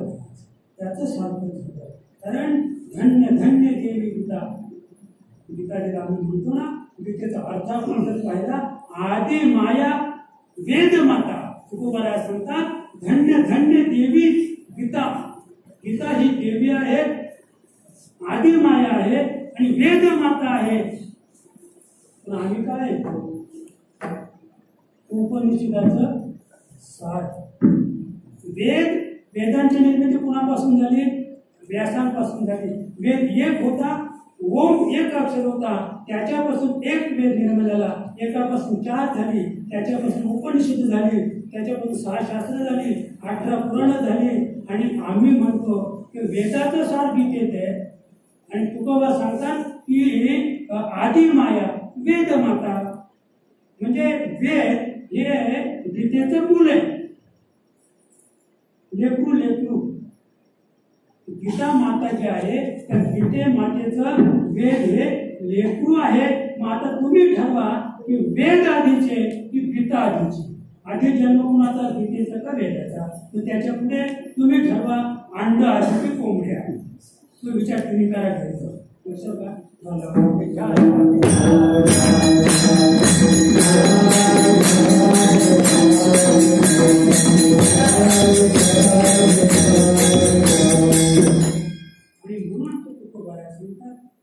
तुका म्हणे ज्ञानेश्वरी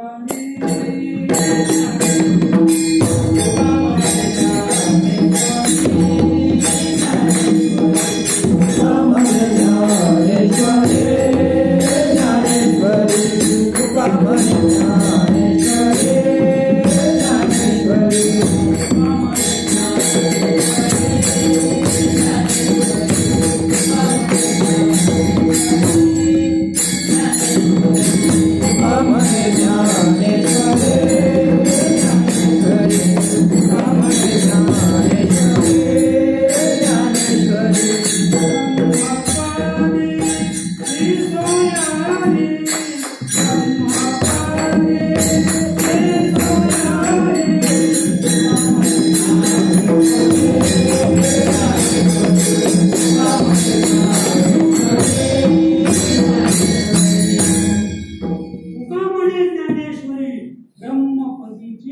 तुकोबाराय सांगतात की ज्ञानेश्वरी सामान्य नाहीये, ब्रह्मपदीची सोयरी, आपल्याला ब्रह्माची सोयरी जमवून देणारी, लक्षात ब्रह्माची सोयरी जमवून देणारी जी गीता आहे तिला ज्ञानेश्वरी म्हणतात. तर ज्ञानेश्वरीचा फक्त मी 3च पदात सांगतो. ज्ञानेश्वरी म्हणजे अर्जुन विषाद योग. ज्ञानेश्वरी म्हणजे अर्जुनाला जर विषाद झाला नसता तर ज्ञानेश्वरीचा जन्म झाला नसता. दुसरं तत्व सांगतो कर्मसन्यास योग. गीतेमध्ये कर्मसन्यास योग सांगितलेला आहे. मी कर्माचा त्याग सांगितला नाही तर कर्मफलाचा त्याग सांगितलेला आहे. कर्म करा तो फलाची आशा धरू नका, पण हे एक कर्माचा त्याग करता येईल, कर्माचा त्याग करता येईल, पण कर्मफलाचा त्याग कदापि शक्य नाही, कदापि शक्य नाही. एकदा आम्ही काम केलं की कामाचा मोबदला मागण्याचा अधिकार प्रत्येक जीवाला प्राप्त आहे, प्रत्येक जीवाला प्राप्त आहे. पण गीतेत सांगितलं कर्मसन्यास योग. काय सांगितलं भगवंताने अर्जुना? काय सांगितलं? अर्जुना तू कर्म कर, युद्ध कर, पण युद्धाचं फल काय? 11 अक्षरी मानव फल काय? पाप. त्या फलाचा ती फलाची आशा करू, फलाची इच्छा करू नको. आम्ही पाप करतो तिथे मात्र फलाची आशा करतो का? मला वाटतं तुम्हाला कधी की पाप केल्यानंतर झाला एक राजा होऊन गेला तसा, राजा परीक्षित होऊन गेला तसा, त्याने कधी देवाला साकडं घातलं नाही. त्याने सांगितलं की मी जे अनुचित कर्म केलेलं आहे त्याचं प्रायश्चित्त मला भोगलंच पाहिजे. असा एकच कुळामध्ये राजा उठला, राजा परीक्षित. आम्ही पाप करतो आणि सुखाने जगू पाहतो, आम्ही पुण्य करतो आणि पुण्याचं फल भोगू पाहतो, आम्ही पुण्य करतो आणि पुण्याचं फल भोगू पाहतो. कर्म संन्यास योग्य अर्जुना शिकवला भगवंत. अर्जुना तू कर्म कर, मग फलाची आशा धरू नको, तू सुखी होशील. आणि तिसरा आहे मोक्ष संन्यास. एवढं सांगायचंय मला अर्जुनाला. कर्मसन्यास योग, अर्जुन विषाद योग आणि कर्मसन्यास योग. कर्मसन्यास योग येथे जगन्नाथ वर्णिला. तुकोबाराय सांगतात कर्मसन्यास योग येथे जगन्नाथ वर्णिला. तुकोबाराय सांगतात की गीतेत फक्त भगवंताने एवढंच वर्णन केलेले कर्मसन्यास योग. आपल्या मोक्ष संन्यास योग हे अर्जुना तू मोक्षाची इच्छा धरून तू जर कर्म केले, तू मोक्षाचा न्यास कर, मोक्षाचा त्याग कर अर्जुना. आणि हे गीतेमध्ये भगवंताने जगन्नाथे वर्णिले. म्हणजे जगन्नाथाने भगवंताने अर्जुनाला गीतेत अंतिम तत्व हे सांगितलेलं आहे की तू मोक्ष संन्यास योग, तू मोक्षाचा त्याग कर, त्याचा संन्यास घे, म्हणजे तू निश्चित सुखी होशील. आणि हेच तत्व आपल्याला जे पाहायचं आहे त्या अभंगाच्या पहिल्या चरणात आपल्याला तुकोबा सांगतायत की हे तो ब्रह्मपदी, हे ती ब्रह्मीची राहटी, पार्था पाहे ज्ञान दिली. हे तो ब्रह्मपद, हे तो ब्रह्मीची राहटी. आता आपल्याला हे तत्व, गीतेचं तत्व या ठिकाणी तुकोबाया सांगून राहिलेले आहे की हे तो ब्रह्मीची राहटी, म्हणजे ब्रह्मीची जी राहटी आहे. राहटी शब्द जो आहे, राहटी आपल्याला पद्धत म्हणता येईल, राहटी आपल्याला धर्माची रूढी म्हणता येईल, किंवा राहटी म्हणजे वैवाट म्हणता येईल, आणि राहटी म्हणजे वाट सुद्धा आपल्याला म्हणता येईल. म्हणजे ते आपण असं धरूया, वैवाट म्हणजे अनादी काळापासून आलेली, हंस ब्रह्मापासून चालत आलेलं जे तत्व, ती वैवाट.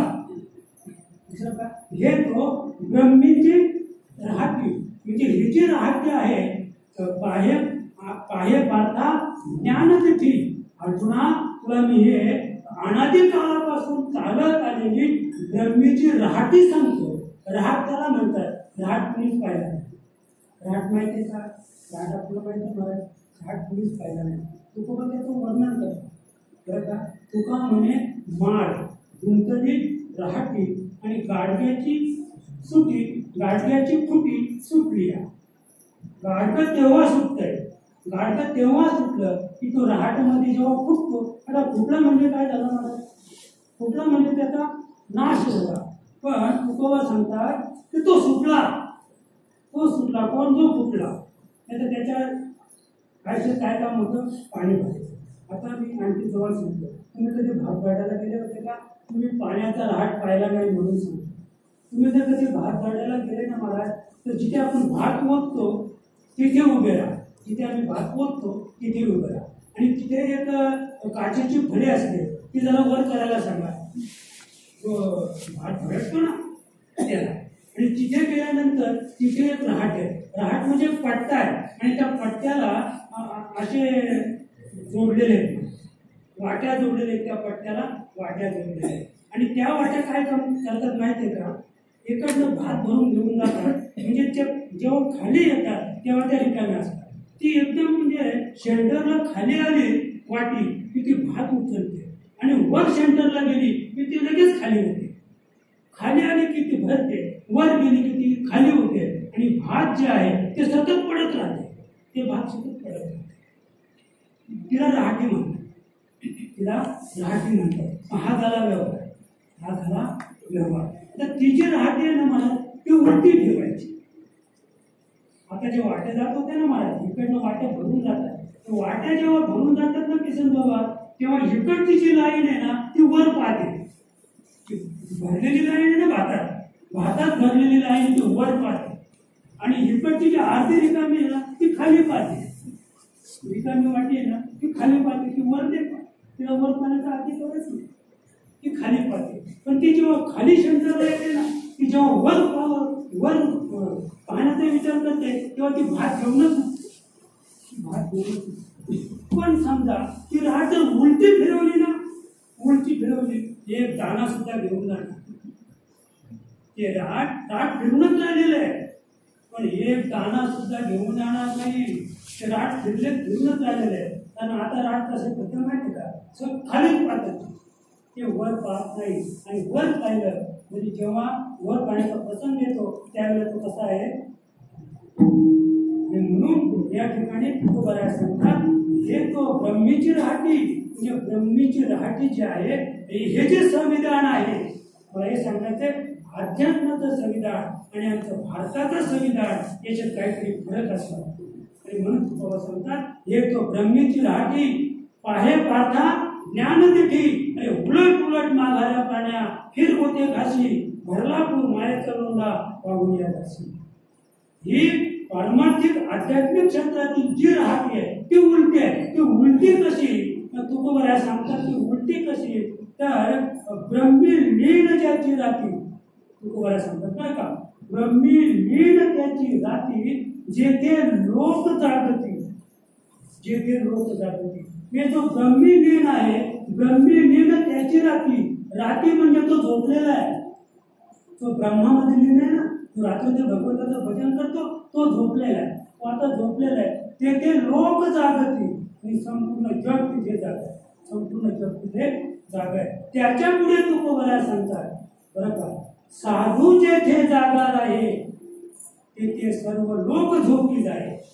तुकोबांचं सांगतो हे तुम्हाला कुठे आपण गातात नाही मिळणार, हे गातात नाही. साधू जेथे झोपी जाय, साधू जेथे जागा आहे तेथे सर्व लोक झोपी जाय. आता आपण जर विनोबा भावेंकडे येऊ. विनोबा भावे सर्व भूतासची रात्र, सर्व भूतासची रात्र जागतो संयमी तिथे, सर्व भूते तिथे जागी ज्ञानी भोग्यास रात्र. ही झाली हे तो ब्रह्मीची राहटी. ही ब्रह्मीची राहटी, ही ब्रह्मीची राहटी. तुकोबा आपल्या पहिल्या करणं सांगतात पाहे पार्था ज्ञान तिठी. अर्जुना हे पार्था तुला ज्ञानाच्या तिठी, ज्ञानाच्या मुळावर जावं लागेल. ज्ञानाच्या मुळावर गेल्याशिवाय तुला हे कळणार नाही की सर्व भूते जिथे जागी ज्ञानी योग्यास राहती. हे तेव्हा कळेल, हे तुला तेव्हा कळेल जेव्हा ही उलटी राहटी तू पाहशील तेव्हा कळेल. आणि ही जी राहटी आहे त्या राहटीकडे एकदा तू निघालास गीतेवर तुकोबरायाने 720 अभंग केलेले आहेत. ज्ञानेश्वरीच्या दुसऱ्या अध्यायातील 119वा हा शेवटचा अभंग आहे.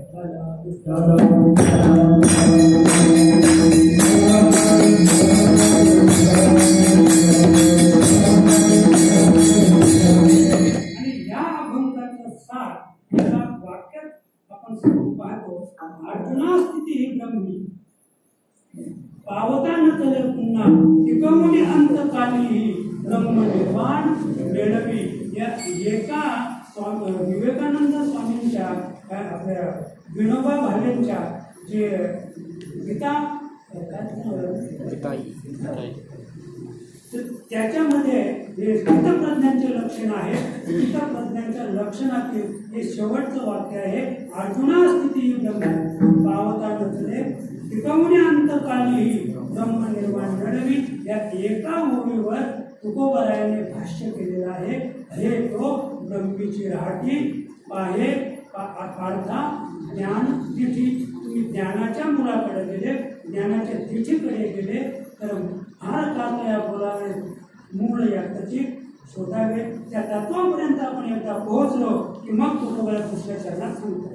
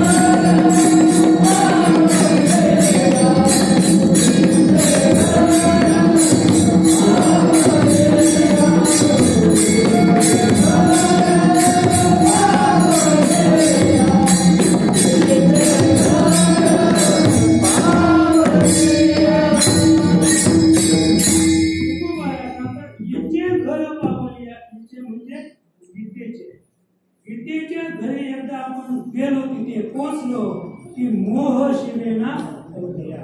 उद्याला मोह शिवणार नाही. का त्याचं कारण सांगतो. तुकोबराया सांगतात जुने वस्त्र त्यागून या. तुकोबराया अभंगवाणी सांगतात जुने वस्त्र त्यागून या नवे घेणे पांघरावया. काय सांगतात. जुने वस्त्र त्यागून या. जुनं वस्त्र झालं त्याचा त्याग केला आणि नवे घेणे पांघरावया. पुन्हा नवीन शर्ट खरेदी केला. जुना टाकला म्हणून नवीन घेतला नाही असं नाही. मग पुन्हा नवीन घेतला. तुकोबराया त्याच्या पुढे सांगतात की जीर्ण देह तेजी तुझा. तुकोबराया सांगतात जीर्ण देह तेजी तुझा तुका म्हणे याच काथा. तुकोबराया सांगतात की म्हणून काय करायचंय. भगवंत काय करतो जीर्ण वस्त्र सांडीचे मग नूतन वेळीचे आणि त्याचे चैतन्य नाते स्वीकारीचे तैसे देहांतराचे स्वीकारायचे चैतन्य नाते. सुंदर गीतेमध्ये हा दाखला दिलेला आहे भगवंताने की जीर्ण वस्त्र सांडीचे मग नूतन वेळीचे. महाराज मी याच्याही मताविरुद्ध आहे. मी याच्याही मताविरुद्ध आहे. तुम्ही 1000चा शर्ट घेतला महाराज किती दिवसांनी बाहेर काढला. 1000चा शर्ट विकत आणला तुम्ही फार आवडीचा हा रंग आवडला तुम्हाला पण शर्ट अंगात घातल्यापासून किती वर्षात तो अंगातून काढ. मला सांगा किती वर्षातून काढला अंगात. तर संध्याकाळी काढून कुंतीला लावला. मला तर संध्याकाळी काढून कुंतीला लावला. पुन्हा सकाळी घातला. पुन्हा संध्याकाळी काढून कुंतीला लावला. मला हे सुद्धा मान्य नाही. जीर्ण वस्त्र चांदीचे मग नूतन वेळीचे हे सगळं जगाला गीतेने सांगितलं महाराज. ऐकलं का कोणी. का ऐकलं नाही ते सांगतो. आम्ही जो शब्द घालतो ना तो बाहेरून, आम्ही जो शब्द घालतो तो बाहेरून, आणि ज्याने या देहाचा त्याग केला तो कुठे आहे? तो कुठे आहे? बाहेर. तो आतमध्ये आहे, तो आतमध्ये आहे. म्हणून आम्ही संतांचं ऐकत, म्हणून आम्हाला आमचा मोह का जात नाहीये, का मोह जात नाहीये? आणि हा शब्द कोणी फेकून देईल याची किंमतच काय? तो संध्याकाळी आम्ही खुंटीला लावतो त्याची काय किंमत? याची काय किंमत आहे? याची काय किंमत आहे? याची काय किंमत आहे? सांगता येईल याची काय किंमत आहे? बरोबर. याच्या अंगात येऊन याची काही किंमत आहे का? तो बिर्लाच्या अंगात असला तरी महाराज लोक फार वेळे आहेत. सचिन तेंडुलकरच्या बॅटची काहीतरी जितके वेळे लोक, तुम्ही सांगा काय फायदा? सचिन तेंडुलकरच्या बॅटचा लिलाव, तो लिलाव बऱ्याच काही कोटीमध्ये गेला. सांगा तुम्ही, ज्याने तो लिलाव घेतला ते बॅट काय करणार आहे? ती बॅट काय सचिन तेंडुलकर छक्कर मारणार आहे का? बॅट तर जड आहे, ती निर्जीव आहे. पण लोक वेडी आहे, लिलाव घेणारी लोक वेडे. मी म्हणतो हा टाटाचा शब्द आहे, टाटा शेटचा, टाटा कंपनीचा नाही सांगत, टाटा शेटचा शब्द आहे. मग याची किंमत 1 लाख होणार आहे. याची किंमत 1 लाख होणार आहे. टाटाने फेकून दिलेला शब्द कोणी हातात धरणार नाही. किती जुना आहे म्हणे. आता तर लोक फार पुढे गेले महाराज. रस्त्यावर पडलेली वस्तू कोणी उचलीत नाही, त्याची बोट पडले तरी उचलीत नाही. किती मलम वस्तू पडले हात लावू नका. नाहीतर रेडिओमध्ये सतत अलाउन चाललेलंच आहे. वस्तू कुणाला कळली तर लगेच फोन करा स्टेशनला, लगेच पोलीस स्टेशनला फोन करा. तिथे नंबर आहे पोलीस स्टेशनचे, कुठे आहे वस्तू, काय आहे, वस्तूला हात लावू नका. लोक मौल्यवान वस्तू पाहतात तरी पडतात, अरे हात लावू नका. काय त्याच्यात बॉम्ब असण्याची शक्यता आहे. मला हे सांगायचंय, आमचा मोह का जात नाही त्याचं हे कारण आहे की तो आतून आहे, नुसता आतून नाहीये, हा बाहेरून आहे. पण हा चिकटलेला आहे का? या देहाला चिकटलेला आहे तो? हा चिकटलेला नाही म्हणून त्याची किंमत देतो. पण तो आतून आहे ना, तो असा अलिप्त नाही, तो अलिप्त नाहीये. तो या देहामध्ये ओतप्रोत भरलेले महाराज, तो तुम्हाला तसा सोडून जाणार नाहीये. त्याला अलिप्त करण्यासाठी नितांत सद्गुरूची गरज आहे, नितांत सद्गुरूची गरज आहे. आणि म्हणून तुम्हाला सांगतात हिचे घर पावलिया. तुम्ही जर तिच्या घरी गेले ना, गीतेकडे गेले ना, गीता तुम्हाला ते तत्व शिकवेल. मोह शिवेना मग तुमचा मोह तुमच्या हृदयाला स्पर्श करणार नाही.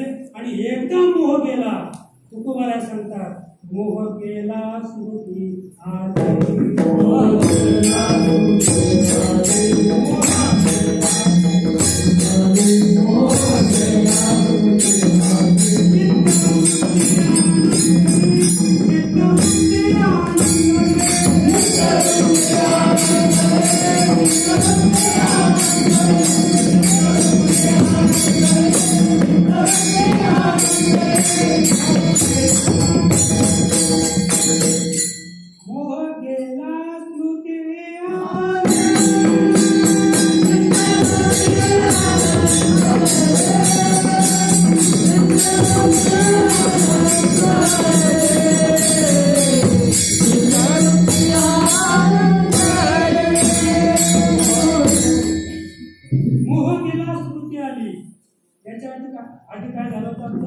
विषयांचे परिध्यान त्यास तो संग लागला. संगातुनी कुठे काम क्रोध कामांत ठेवलेला. क्रोधांतुनी जडे मोहाने स्मृती लोपली. स्मृती लोपे बुद्धिनाश म्हणजे आत्मनाश. आत्मनाश करून घ्यायचा नसेल तर हिचे घर पावलूया. गीतेचं तत्व आपल्या जीवनी उतरवा, गीतेचं तत्व आपल्या जीवनी उतरवा. निश्चित मोह गेला.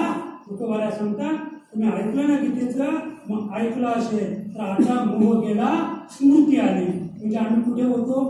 विस्मृतीमध्ये होतो. आता स्मृती आली, निश्चित वृत्तीत आनंद द्या. आता आनंद झाला. बरं आनंद झाला हो द्या. पण तिसऱ्या चरणात मात्र वेगळेच सांगतात. अर्थदानाचे असंगी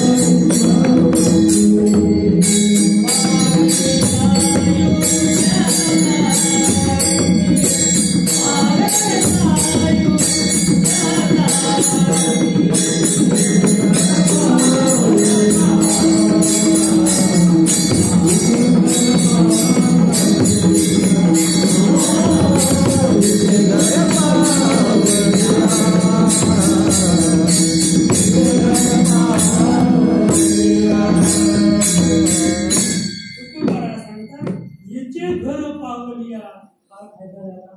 अंत झाला इच्छा संगती, मेलो आम्ही महाराज. गीतेची संगती करून आम्ही मेलो. बरं झालं का? आम्ही म्हणतो गीतेची संगती करू नका, मरायची वेळ येईल आपल्यावर.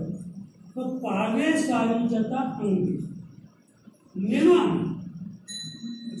अंत झाला किंवा सांगतात अंत झाला इच्छा संगी, इचे घर पावल्या मोह शिरेना हृदया. पण अंत झाला इच्छा संगी, तुम्ही जिची संगत केली तिच्या संगतीने तुमचा अंत झाला. पण अंत झाल्याबरोबर पावे सायुज्यता अंगी, तुम्ही प्रत्यक्ष सायुज्य मुक्तीला प्राप्त झाला. त्याच्या पुढे जाऊन सांगतो, अमृताच्या डोळी बुडविले तुम्ही.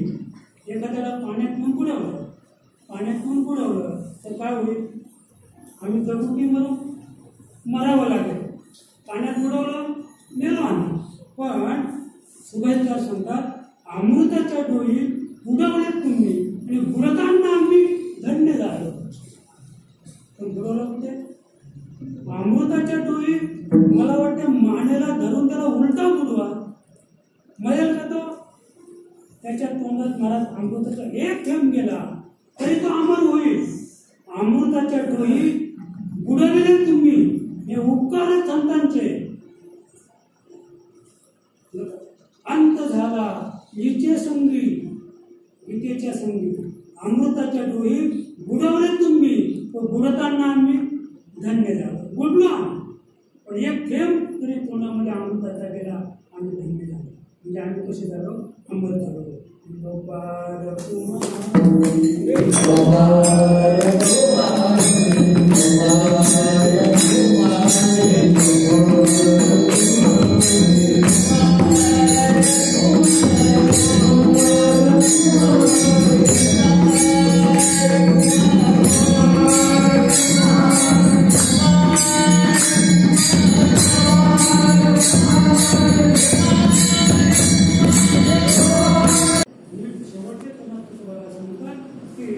मोक्ष मार्गाचा संगती ज्ञानोबा. ज्ञानोबारायाने गीतेच्या स्वरूपामध्ये थोडक्यात ज्ञानेश्वरी श्रीमद भगवद्गीतेवर जी टीका केली, 9034 ओव्यांचं अलंकार या ठिकाणी निर्माण करून आणि तुका म्हणे वाट केली सुलभही नीट. माऊली ज्ञानोबारायाने संपूर्ण जड मूळ हीन दीन समाजासाठी ही एक सुलभ म्हणजे धोपट राजमार्ग माऊलीने निर्माण केला. केली सुलभ आहे नीट. आणि आता त्या सुलभ अशा वाटेने आपल्याला फक्त काय करायचं? चालायचंय फक्त असं. आणि ही जी वाट आहे ही अनादी काळापासून अगदी हंस ब्रह्मापासून चालत आलेली ही नामनौका.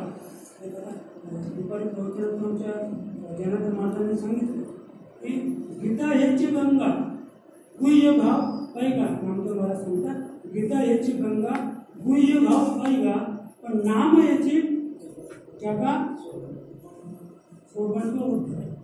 म्हणजे जगामध्ये नाम हे जे जगाचा उद्धार करणारी शक्ती नामामध्ये. गीता याची गंगा, गुह्य भाव पैगा. गंगा शब्दाचा अर्थ मी सांगत असतो, गंगा नदी नाही, गहनगा. गीता याची गहनगा. गीता अतिशय गहन आहे. गीतेचं वर्णमार्ग आपल्याला कळलेलं नाहीये, गीतेचं तत्व आपल्याला कळलेलं नाहीये. गुह्य भाव पाहिला तर माऊलीने गीतेमध्ये जो भाव ओतलेला आहे तो कसा आहे? गुह्य. गुह्य त्याला म्हणतात की जो सर्वसामान्य जीवाला कळत नाही तो भाव गीतेमध्ये गहन अशा स्वरूपामध्ये माऊलीने पोत भरलेला आहे. तो भाव प्रकट करण्यासाठी आपल्याला संतांना शरण घ्यावं लागेल, सद्गुरूला शरण घ्यावं लागेल. तेव्हा आपल्याला नाम ह्याची जगा सुधारण. तेव्हा आपल्याला सद्गुरू संत सांगतील, अरे बाबा तुला गीता करून घ्यायचे असेल, गुह्य भाव प्राप्त करून घ्यायचा असेल तर नाम ह्याची जगा नाम घे. बरं का? म्हणजे तिथं नाम घ्यायला लागला की काही नेणं करणार ना नामस्मरणा ज्ञानेश्वर माऊली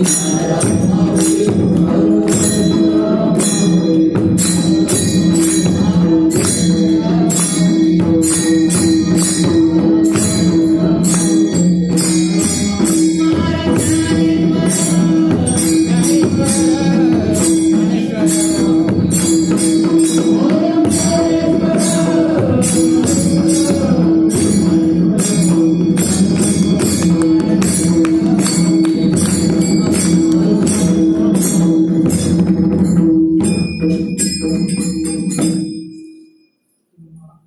ठिकाणी गीता जयंती निमित्त आणि आज मौनी एकादशी आहे. मौन ही परमसुखद.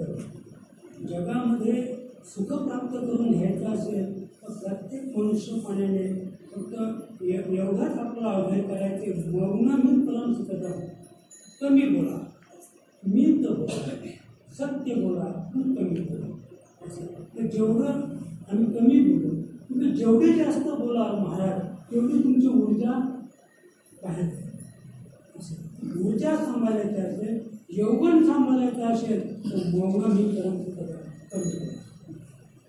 कमी बोला, मौनावर राहा, आपले श्वास सांभाळा.